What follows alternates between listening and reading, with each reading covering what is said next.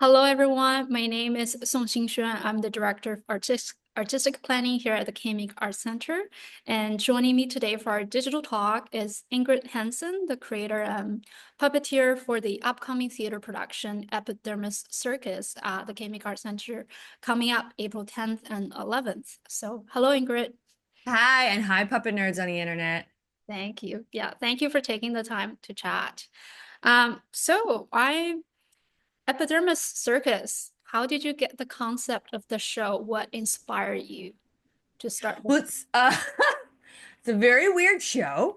I really love performing it. So, like, the concept is we've got a puppet table and a camera and a whole bunch of tiny things, little tiny environments and stuff. And we're puppeteering a lot of bare hand puppetry and objects for the camera, and it's being transmitted onto a giant TV screen or giant projection screen above my head simultaneously. So the audience watches me as this kind of mad scientist puppeteer lady making this puppet film right before their very eyes, and they get to see it being made and also see it giant. Um, so I'm not the only person who uses that structure, but the characters and the stories in the show were all created through a real like hands-on tactile experimentation. So I'm just like right now I'm a very tactile person, very squishing this Oh, glittery gummy bear that an audience member bought me because we did a gummy bear fun. puppet show.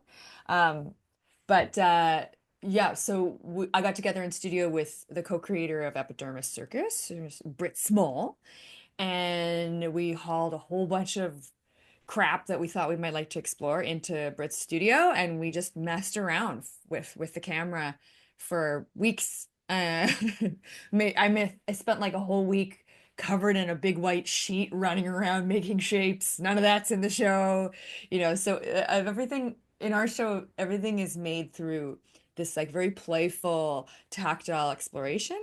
And what that means is it allows us to discover what the materials can do, what the actual things can do. And so I find that when you allow yourself that space to just muck around and play with your objects and your puppets and things, that's how I get to discover things that are really, really unusual and weird and exciting to me. And usually I do the opposite when I have like a concept, an intellectual concept of what's going to happen, and then I try to make it come to life. Either it's not that interesting as I thought in my brain, or the actual things don't do that in a very interesting way. Those actual materials don't want to, write a letter or sing a song. Those materials are really great at dancing or getting smushed or whatever. So, yeah, that's my long-winded way of saying we just mess around a lot. Messed around a lot. Yeah. That sounds great. That In sounds a like very highly intellectual capacity. Yeah. I came from a devising theater background, so I know about playing around and messing around. So that sounds a lot of fun. Cool. So how long did that whole process take you and your co-creators?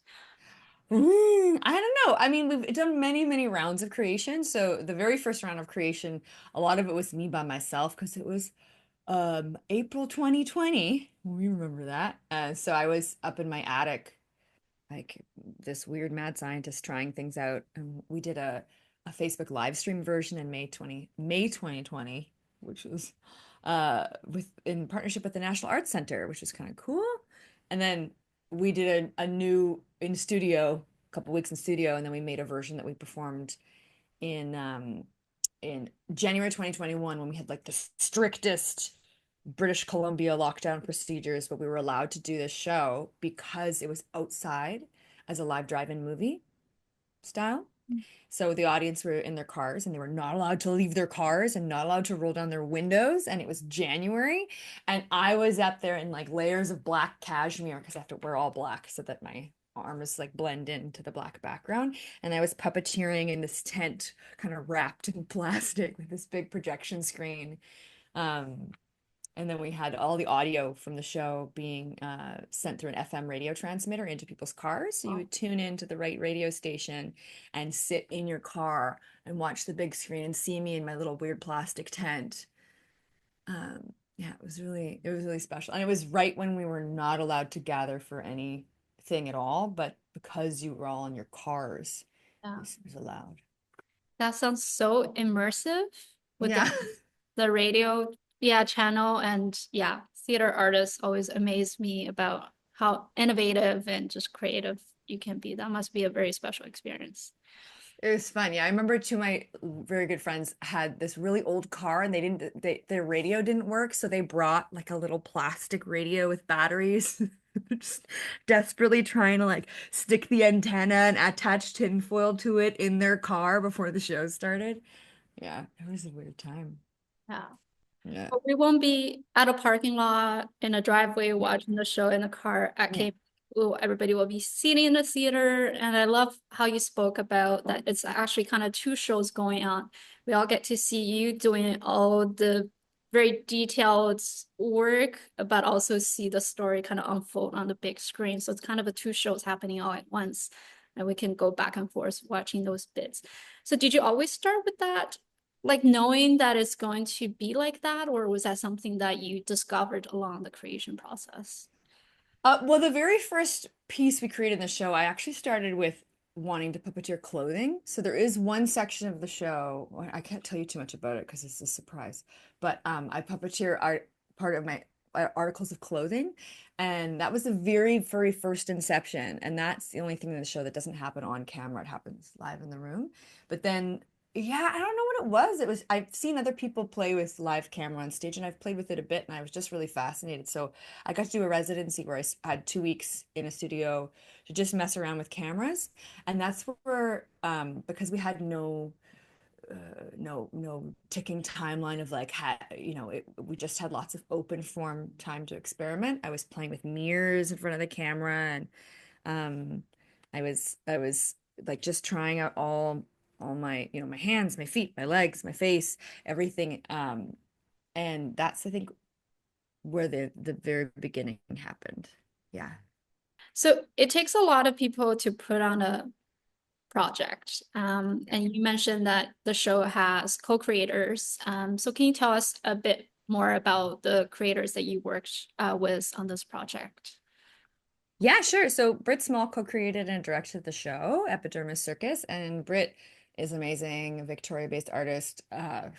Britt's like one of the co-leaders of Atomic Vaudeville, and they co-created the Ride the Cyclone musical that toured all over Canada and then to off Broadway and then through Chicago. And it's now a Gen Z cult hit. They're all obsessed with that musical. Um, yeah, and Britt has a background in clown and like creating like really wild, outrageous cabaret works, which we're actually doing one right now in Victoria. Um, and Britt was co-creator, director of Epidermis. And then we have a composer named Hank Pine, who's an amazing Vancouver-based musician, as well as just brilliant, weird human being. He's composed so much cool music for the show.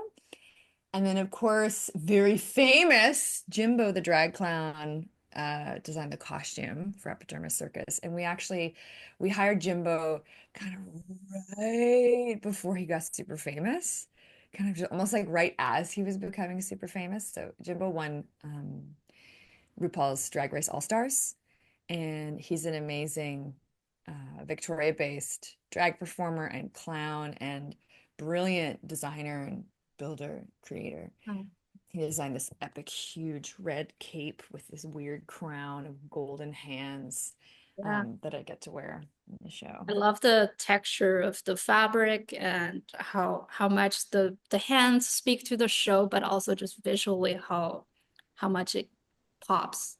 So that's really cool. Wow. Yeah. Cool. Um, so you work a lot in TV as a puppeteer. So can you tell us a little bit about what is the difference between working with a puppet versus using your own hands as a puppet, as you do in the show? Oh, working with okay, well, I could show you. They're all blurry, but I've got some puppets up there. But um, there's the difference between puppeteering like a Fraggle or a Muppety style puppet and with bare hands.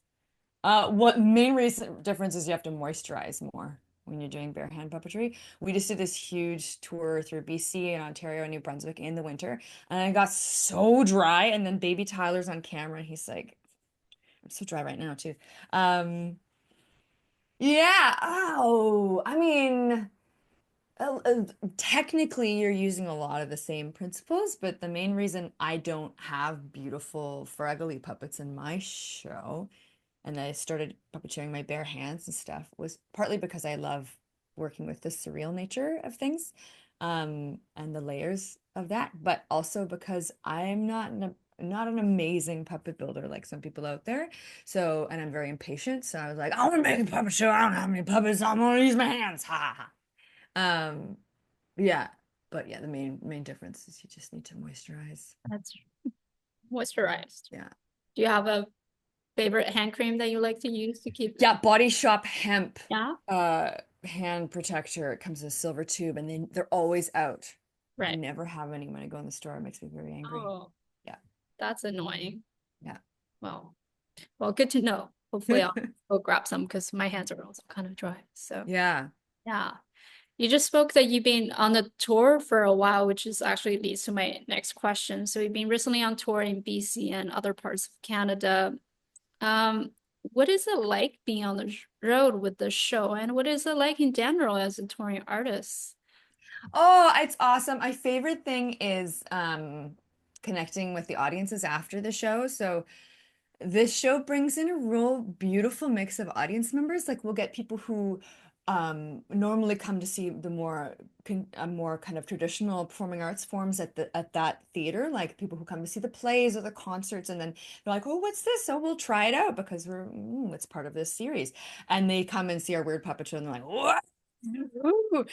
And then we also get a lot of like puppet nerds, Muppet fans, Fraggle Rock fans, people who go to Burning Man, like people who love drag and burlesque and that kind of thing. People who are really into those types of experiences, and also people who maybe don't go normally to theaters and establish like these kind of performing arts centers, and but who see the ad with baby Tyler and they go, I don't even know what that is, but I'm going and I'm bringing my weirdest friend. And we get a lot of people who say things like, um, I'm used to always being the weirdest one in the room, but here I'm not. Like, and it's really beautiful. Like, and a lot of people, some people show up and they know they like weird art and they come to see our show and they're like, yes, that's for me. And then some people don't know that they love weird art and they come and try out this show and they're like, oh, I like this. This is for me. And like we had a bunch of 14-year-old boys choose to come to see our show in Ottawa because it was one of their birthday. And so we had this gaggle of like these adorable 14-year-old boys. The show is rated 14 and up, or recommended 14 and up because there's sexual content. And so they were like, we're old enough now, we can come see the puppet show. And one of their moms, like the cool mom, brought them. And they were so stoked. And I'm sure they'd never been in that theater before in their lives. And they were just they were so vocal during the show. They were like really, have no impulse control because they're only 14. And they kept saying things like, "Baby Tyler, my boy," and like talking back, and they were really, really so into the show, and to the point that I hearing it, I was like, do we have like a drunken adult person in the show who needs to be a little more quiet right now? But no, it was just these adorable 14-year-olds, and I got to see them after the show, and they were just like so electric, alive into it. So that's a big part of the gift of touring is you get to connect with all these audiences after the show. When we can, when the venue size and the parameters permit us, we get the audience to come up onto the stage if they would like, and they can get a closer look at the puppet table and see all the little things and check out the cameras and how it all works. And people really love that. Sometimes we do selfies with baby Tyler and stuff. So even though I'm always really tired after the show, I really like getting to talk with people. And that's I think probably my favorite part of touring. My least favorite part of touring is carrying the suitcases. You can't see them right now because But I've got 6 suitcases behind me full of puppets. Um, and yeah, Yeah. just schlepping the gear. Yeah, the touring life can be quite hard. Yeah. Yeah, and the touring's exploded. So we showcased the show recent like about a year ago, and we got so many bookings from theaters, not just in Canada, but we've toured to the Lincoln Center in New York City. We did an off-Broadway run at the Soho that was sold out in New York. We did a David Byrne, who is the lead singer, like front person of the Talking Heads, the band that's Rock and Roll Hall of Fame and all these things. He did a variety show in New York City and invited Baby Tyler to be in that, one of the puppets from our Oh, show. So we shared a stage with like Nina Conti and Fred Armisen and all these amazing New York performers and very soon we're going on this huge tour of France. So we're gonna eat lots of bread and lots of cheese. Gonna get lots of delicious foods, including there's this puppet festival in France. That's the largest puppet festival in the world. And we're wow. going there this September. So it's gonna be fun. But I'm really looking forward to getting to come to Vancouver because I have a lot of family and friends, and we have a lot of like puppet nerd friends and fans in Vancouver. So it's gonna be really nice to be at K-Meek. Yeah, we're very excited to have you. And Yeah.